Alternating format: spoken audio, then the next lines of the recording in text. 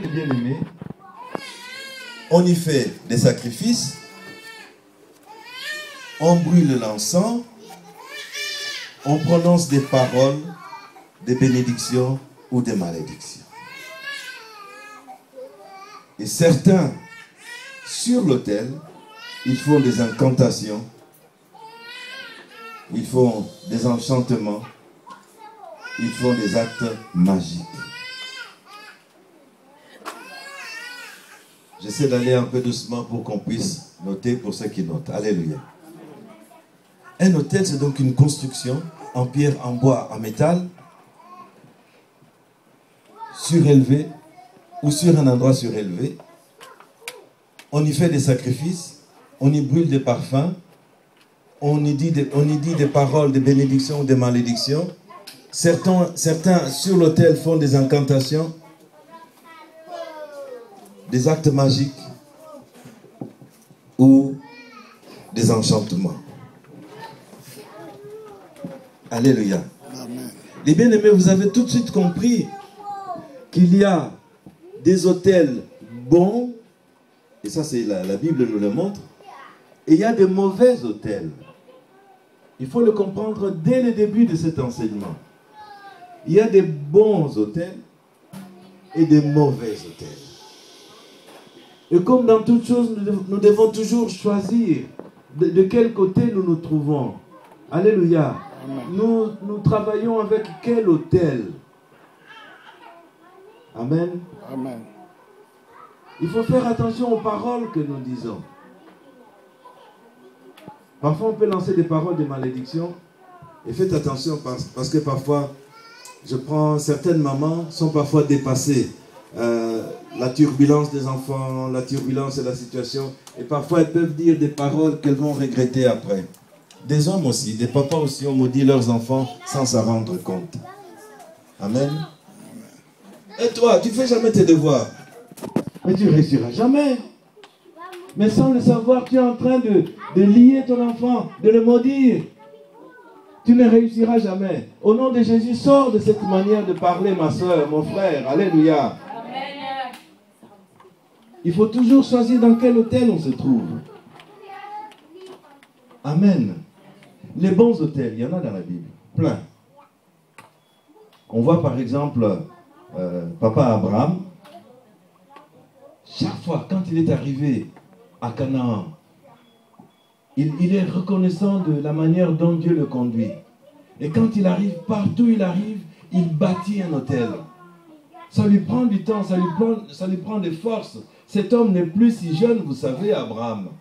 Mais il prend sur lui la force de construire une construction en pierre, en bois ou en métal. Il élève quelque chose et comme c'est un éleveur d'animaux, eh bien, il va faire des sacrifices au nom de l'Éternel, élever le nom de Yahweh.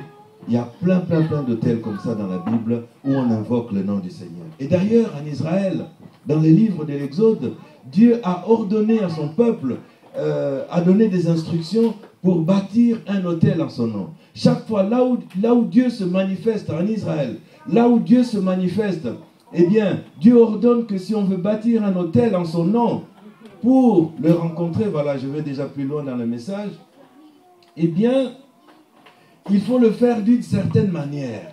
Par exemple, on ne prendra pas de pierres taillées pour faire un autel au nom de l'Éternel. C'est son ordre, on doit s'y plier. Ça veut dire que le couteau ne doit pas passer sur la pierre. Il faut bien choisir ces pierres pour bâtir un autel au nom de l'Éternel. Alléluia. C'est pourquoi, petite parenthèse, j'ai dit aux serviteurs de Dieu qui sont dans cette assemblée, lorsque vous faites la Sainte Seine, rompez le pain à la main.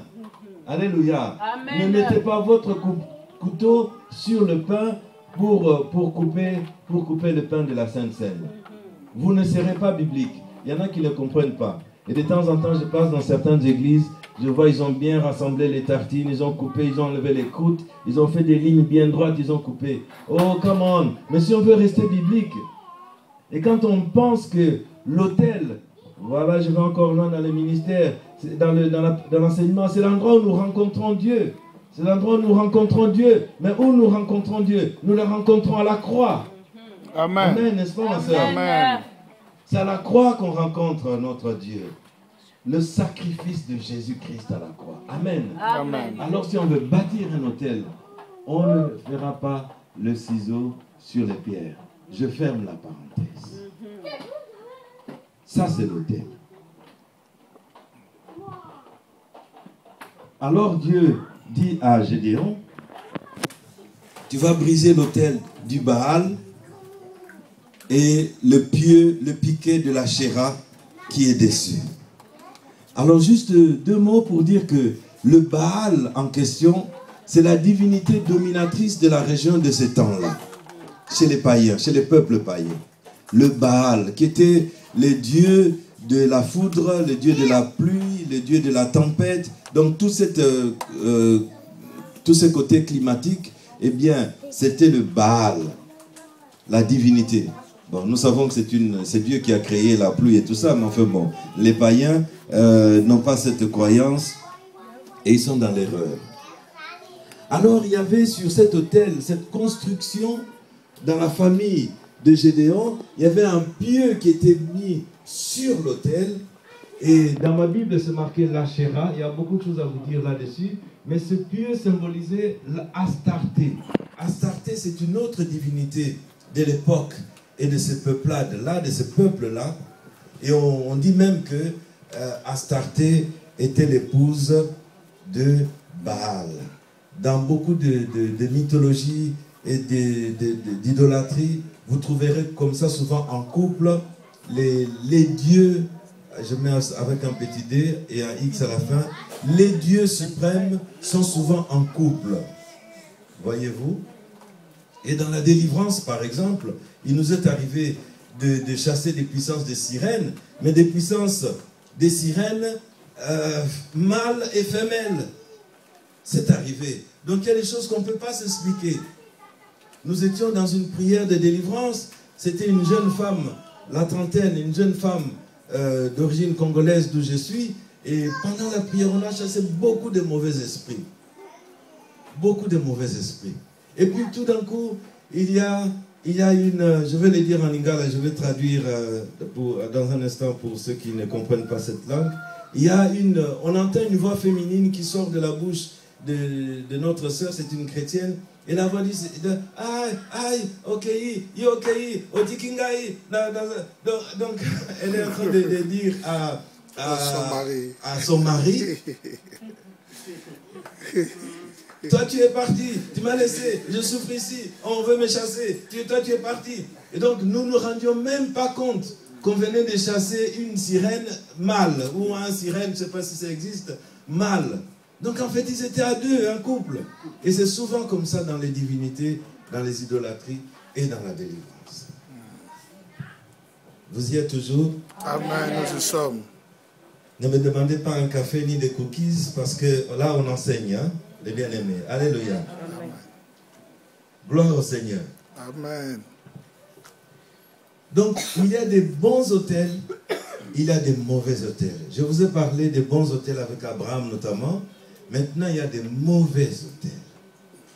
Comme Balaam, et vous lirez par exemple Nombre 24, verset 1, parce que vous risquez d'être trompé chaque fois que dans ces passages, il nous est dit que Balaam va chercher Dieu et il entend Dieu qui lui dit, mais rappelez-vous ce que je viens de vous enseigner dans un instant, Dieu peut rencontrer tout le monde dans sa situation.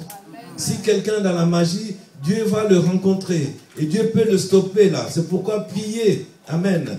N'hésitez pas de prier contre la magie, contre les dominations. Parce que pendant que vous faites ça, quelqu'un qui est sur un autel en train de prononcer des choses contre vous, Dieu va le trouver.